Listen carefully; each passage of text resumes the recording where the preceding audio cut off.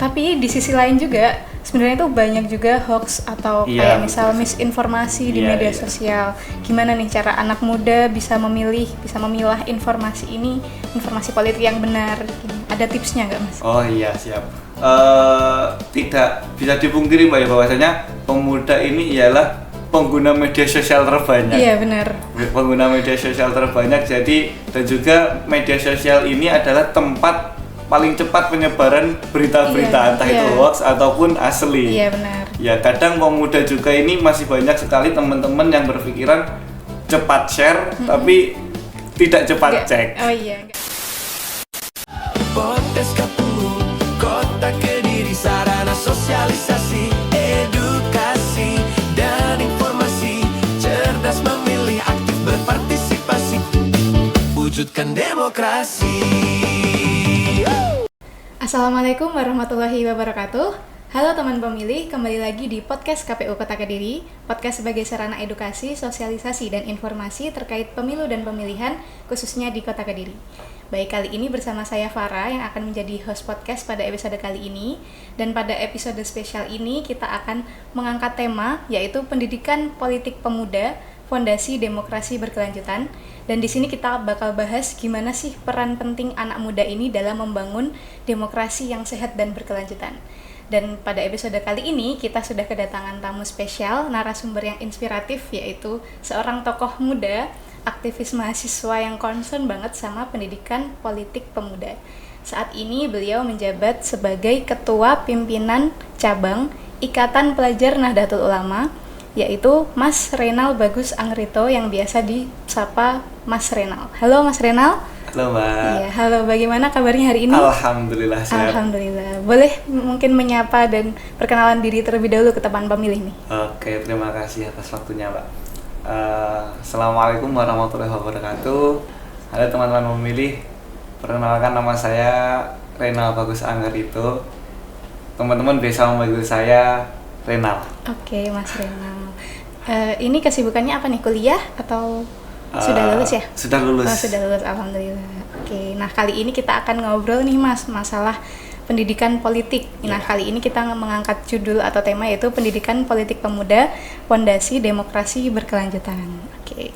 Nah, sebelum kita jauh-jauh ngobrol nih, terlebih dahulu boleh dijelasin dulu nih dalam bahasa yang lebih gampang mungkin. Sebenarnya politik itu apa menurut Mas Renal? Oke, terima kasih. Menurut saya Pak ya, politik itu adalah cara kita untuk menentukan bagaimana kehidupan untuk bernegara dalam sebuah negara. Ya, jadi politik ini memiliki pengaruh yang sangat besar dalam setiap kebijakan-kebijakan yang dikeluarkan oleh pemerintah. Mulai dari kesempatan, pekerjaan, infrastruktur pendidikan dan lain sebagainya, dan juga bahkan masa depan kita juga bisa ditentukan dari politik. Kalau kita sebagai anak muda ini tidak peduli akan hal politik, maka kita sama saja untuk menyerahkan masa depan kita terhadap orang lain. Seperti itu. Jadi itu juga masuk juga makna pendidikan politik bagi pemuda itu seperti itu ya. Oke. Nah, tapi Mas kalau lihat sekarang ini masih banyak juga anak muda yang masih menganggap kayak politik itu kayaknya nggak menarik deh, atau kayak kalau ngomongin politik apa sih politik itu kayak gitu. Menurut Mas Renal nih, kenapa persepsi itu masih kuat di kalangan pemuda, dan apakah pendidikan politik itu bisa mengubah pandangan ini? Kalau menurut saya Mbak ya, banyak sekali teman-teman pemuda itu yang memiliki stigma buruk seperti itu tentang politik. Tapi padahal justru politik yang sebenarnya ialah politik yang bukan mengajarkan kita keburukan, bukan cara mengajarkan kita korupsi dan lain-lain. Tapi kalau kita paham betul mengenai politik, politik justru mengajarkan kita bagaimana cara kita untuk bisa membersihkan sebuah sistem. Sistem yang ada di pemerintahan maupun sistem yang ada di daerah. Kalau pemuda memiliki pemahaman yang baik tentang politik, maka bisa dipastikan pemuda-pemuda itu ialah pemuda-pemuda yang memiliki berpikiran kritis mengenai politik, bukan pemuda-pemuda yang apatis akan politik. Jadi kalau pemuda bisa lebih melek politik atau aktif berpartisipasi di politik itu akan ada perubahan ya. Betul, di masyarakat sekali. Seperti itu. Oke. Kalau misal dampak dari rendahnya minat politik atau pemuda ini tingkat literasi politiknya rendah nih, gimana? Apa dampaknya terhadap kualitas demokrasi kita. Ya. Kalau saya boleh nyebut bebas sih, Pak. Iya, boleh. Kalau semudah pemahaman saya itu Iya. demokrasi itu saya ibaratkan dengan estafet.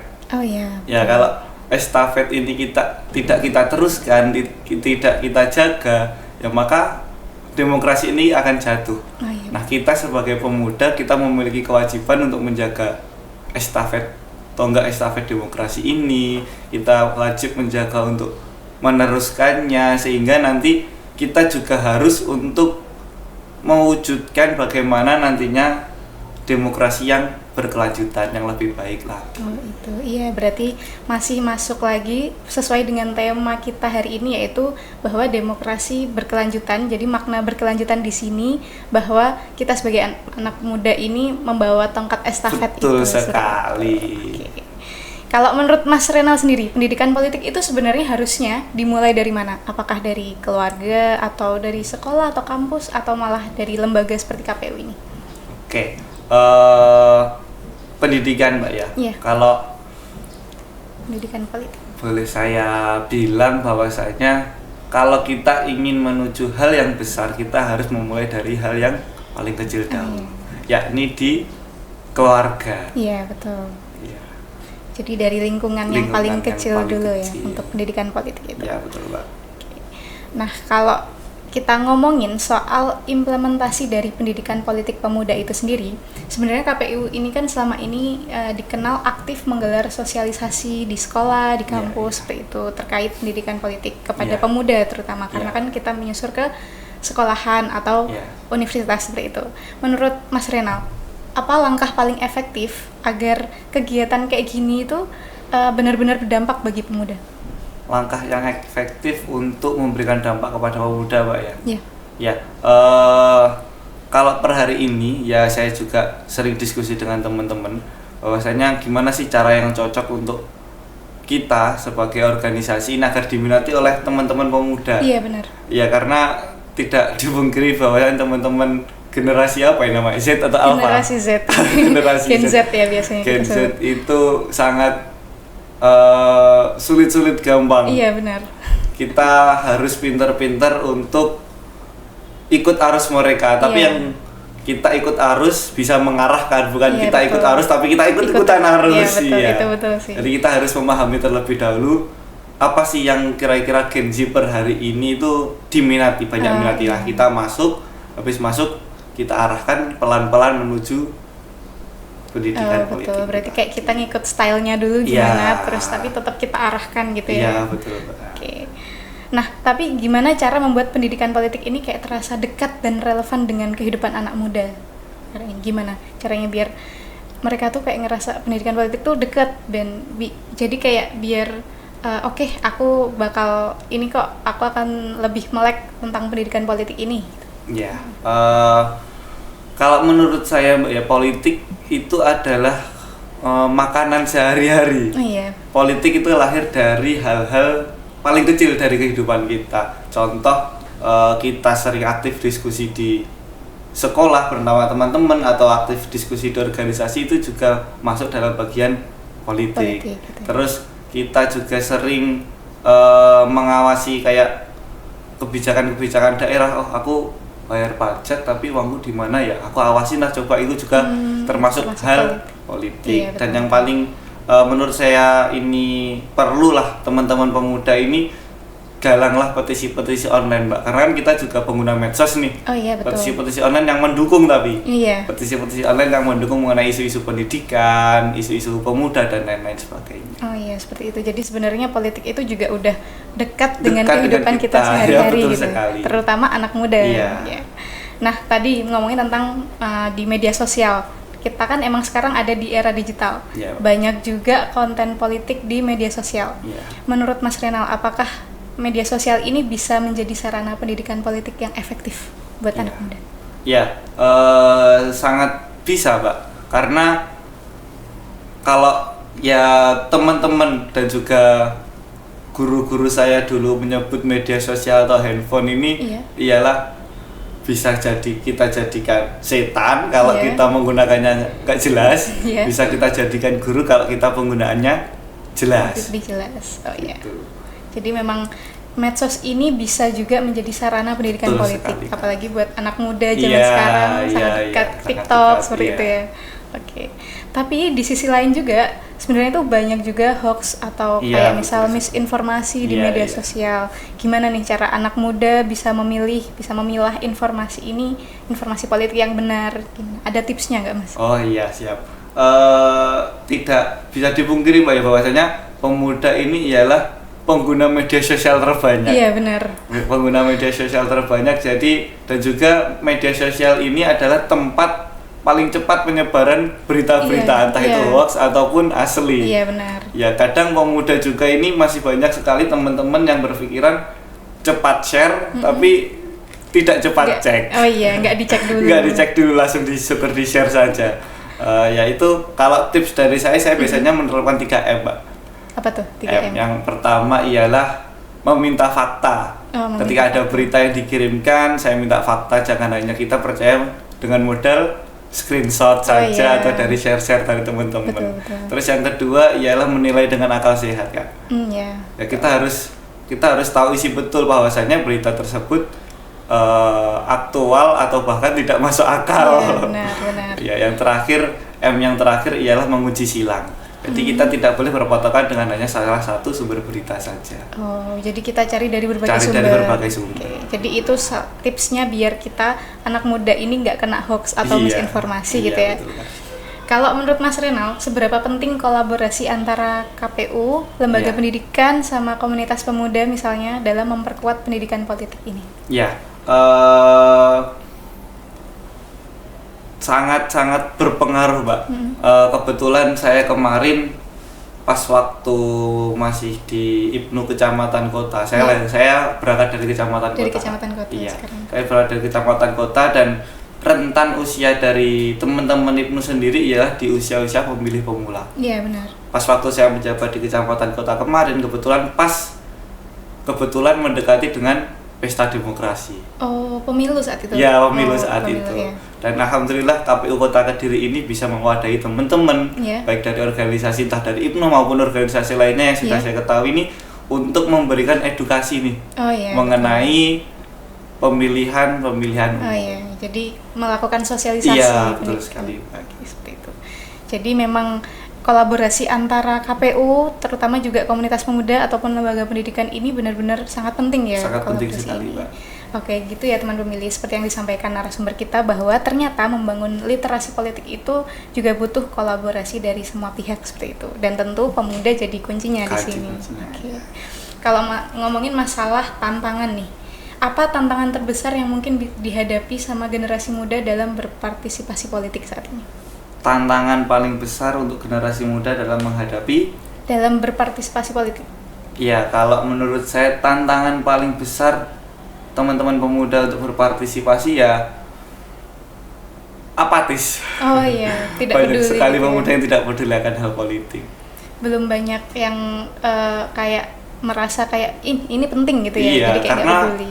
Di luar sana banyak sekali stigma-stigma buruk yang muncul, Pak. Oh gitu.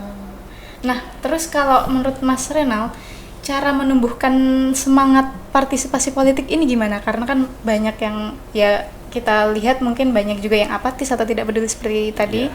Gimana cara kita menumbuhkan semangat ini biar misal juga ini tuh semangat partisipasi politiknya tuh nggak cuma waktu pemilu aja atau menjelang Iya, pemilu. betul. Jadi Iya. biar kan sebenarnya politik bukan cuma soal pemilihan umum, Iya, bukan iya, iya. soal pemilu aja. Gimana caranya menumbuhkan semangat itu? Iya, buat teman-teman cara menumbuhkan semangat mengenai politik ya, Pak Iya, ya. semangat partisipasi politik. Semangat partisipasi politik perlu kita tekankan dalam diri kita ya teman-teman ya, bahwasanya mau tidak mau politik ialah hal yang sering bersinggungan dengan kita di kehidupan Kehidupan sehari-hari. Betul. Kalau kita tidak paham akan politik, ya nanti bagaimana kita mau menjalani kehidupan sehari-hari. Iya. Karena politik ini mulai dari hal sepele saja, kita di sekolah itu kita sudah bersinggungan dengan politik. Kita di rumah kita bersinggungan dengan politik. Tapi kita kalau tidak paham akan hal politik, kita bagaimana mau Iya, menjalani benar. kehidupan? Contohnya kalau di sekolah ada pemilihan ketua Iya, OSIS pemilihan gitu ketua ya. OSIS. Itu benar-benar sangat dekat itu kan benar-benar sama kayak ini, kayak pencoblosan juga Iya, pemilihan ketua betul, OSIS betul, itu. Kak, betul. Iya. Oke nih, Mas Renal mungkin ada pesan atau saran pertama buat KPU dulu nih, agar program pendidikan politik KPU ini ke pemuda-pemuda khususnya ini bisa makin efektif dan menarik gimana? Atau ada kayak, oh kemarin KPU kayak gini, mungkin aku punya saran nih, KPU nanti bisa melakukan apa gitu untuk pendidikan politik itu bisa benar-benar efektif ke anak muda. Kalau dari saya untuk saran untuk KPU sebenarnya nggak ada sih. KPU Kota Kediri itu sudah sempurna, Pak. Oh, alhamdulillah. Terima kasih banyak. Kalau kemarin Alhamdulillah saya ingat pas waktu di kecamatan kota itu pas kita mau mengadakan kegiatan sosialisasi buat pemilih pemula itu kita dibebaskan. Jadi nggak ada atensi-atensi dari KPU harus seperti ini, harus seperti itu, nggak ada. Jadi kita bebaskan, kita nih kan yang punya pasar pemuda. Jadi kita dibebaskan oleh teman-teman dari KPU untuk mengadakan kegiatan entah di mana, boleh di masjid, di gedung ataupun di kafe. Yang bagaimana nanti pemilih-pemilih pemudanya ini bisa kumpul, yang penting seperti itu. Dalam bentuk apapun terserah pokoknya. Terserah, yang penting bisa kumpul. Pokoknya bisa gitu. Oke. Jadi kayak gitu. Jadi alhamdulillah kalau KPU sudah baik menurut Mas Renal dan semoga bisa lebih baik gitu ya. Nah, kalau untuk teman-teman pemuda sendiri atau teman pemilih di rumah nih, langkah sederhana apa yang mungkin mereka bisa lakukan agar mereka tuh lebih melek politik seperti itu? Lebih melek politik, langkah sederhana. Iya, langkah sederhana paling kecil deh. Janganlah teman-teman untuk bersikap apatis akan politik, karena politik itu tidak sekotor apa yang teman-teman pikirkan. Jadi kalau teman-teman menganggap politik itu kotor, kita sebagai yang bersih-bersih ini harus belajar masuk. Seperti ibaratkan negara ini sebuah rumah, kalau kita tahu caranya, ya kita bisa mengganti dari yang kotor itu ke yang bersih. Ya. Seperti itu ya, itu langkah sederhana yang bisa dilakukan teman pemuda saat ini. Nah, mungkin ada harapan dari Mas Renal ini untuk masa depan demokrasi Indonesia. Seperti apa demokrasi Indonesia ini di tangan para generasi muda saat ini? Oke, siap. Perlu teman-teman pemilih memahami ya bahwasanya mulai sekarang pun pemerintah juga sudah menggaungkan yang namanya bonus demografi kita di tahun 2045, Pak. Yakni Indonesia Emas. Ya. Mau gak mau kita sebagai pemuda, kita yang hari ini ialah yang mengambil peran pada saat 2045. Iya, betul. Kalau kita mulai saat ini kita tidak berproses, kita tidak menyiapkan untuk menghadapi di tahun 2045 nanti, apakah Indonesia ini akan penuh dengan air mata penyesalan, ataukah penuh dengan mata air kehidupan? Iya, betul. Oke, bagus banget nih dari Mas Renal bahwa kita tuh harus benar-benar siap untuk menyongsong Indonesia Emas 2045 itu tadi. Nah, mungkin dari Mas Renal bisa mungkin kasih kalimat motivasi mungkin atau ngajak teman-teman di rumah, teman-teman pemudanya untuk ini ngasih, ayo gimana biar kita bisa melek sama politik ini. Siap. Oke. Seperti yang saya sampaikan di awal, bahwasanya politik ini bisa menentukan masa depan kita sebagai pemuda, Kak ya. Jadi untuk teman-teman yang menonton channel KPU Kota Kediri channel YouTube KPU Kota Kediri, pesan dari saya ialah jangan biarkan orang lain untuk menulis naskah di kehidupanmu sendiri. Karena kita ibaratkan politik ialah alat yang paling terbaik untuk menulis naskah di kehidupan kita. Jadi jangan kita biarkan orang lain masuk untuk menulis naskah di kehidupan kita sendiri. Iya, betul. Luar biasa nih pesan dari Mas Renal ini. Dari obrolan ini tuh kita bisa belajar bahwa pendidikan politik itu sebenarnya bukan cuman teori ya. Iya, betul. Jadi sebuah proses panjang untuk membentuk karakter, juga kesadaran dan tanggung jawab kita sebagai warga negara, terutama di kalangan pemuda. Oke, Mas Renal, kita out of topic dikit nih. Boleh. Waktu penyelenggaraan pemilu atau pilkada kemarin, Mas Renal juga ikut terjun nggak menjadi penyelenggara gitu? Alhamdulillah ikut. Oh, ikut. Waktu apa itu? Dua-duanya ikut. Berarti waktu Pilpres 2024 sama pilkadanya. Iya. Jadi apa tuh kalau boleh tahu? Kalau yang Pilpres kemarin saya ikut di Bawaslu menjadi pengawas TPS. Oh, PTPS. Ya, PTPS. Kalau pas waktu pilkada saya jadi KPPS. Oh, jadi KPPS malahan. Bagian dari KPU. Iya, bagian Habis dari Bawaslu KPU. ke KPU. Iya, nggak apa-apa. Yang penting sama-sama jadi penyelenggara kan. Iya, betul. Ada nggak ini ceritanya atau mungkin yang pertama bedanya dulu deh, bedanya menjadi PTPS sama KPPS atau bedanya waktu pemilu dan pilkada itu bedanya. Coba bisa diceritakan.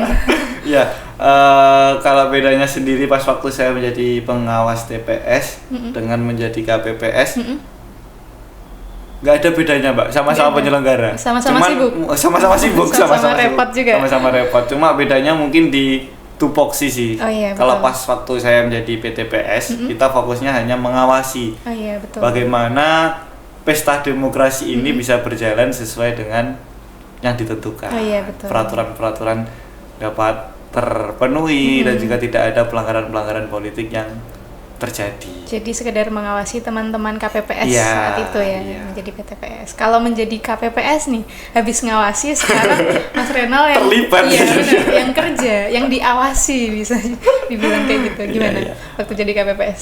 Kalau pas waktu jadi KPPS kan kenapa sih kayak saya kok pengen ikut di KPPS? Pas waktu saya jadi pengawas itu saya melihat teman-teman KPPS itu kerjanya kan bareng-bareng, Pak. Iya, betul. Dan saya suka dengan yang tipikal kerja bareng-bareng. Kalau pengawas kan satu TPS satu orang. Satu orang. Saya Kerja sendiri. sendiri. Iya, nggak bisa kerja bareng-bareng. Iya, lebih suka kerja sama tim gitu Iya, ya. kerja sama tim. Jadi saya yang di pilkada, Iya, pilkada. saya memilih untuk cobalah Jadi pengen gabung KPPS. jadi KPPS. Ternyata asik, enak. Enak ya? Enak. Itu di kelurahan mana kalau boleh tahu? Kelurahan Jagalan. Oh, Jagalan. Teman-teman Jagalan, halo.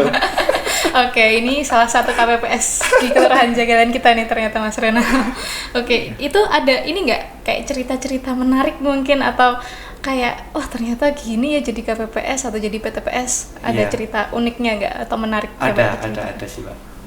Pada waktu itu ialah padahal saya itu menjadi pemilih pemula, Pak. Ikut pemilu perdana, Oh, ikut tapi pemilu langsung perdana. jadi penyelenggara, coba Oke. jadi penyelenggara. Iya, bagus.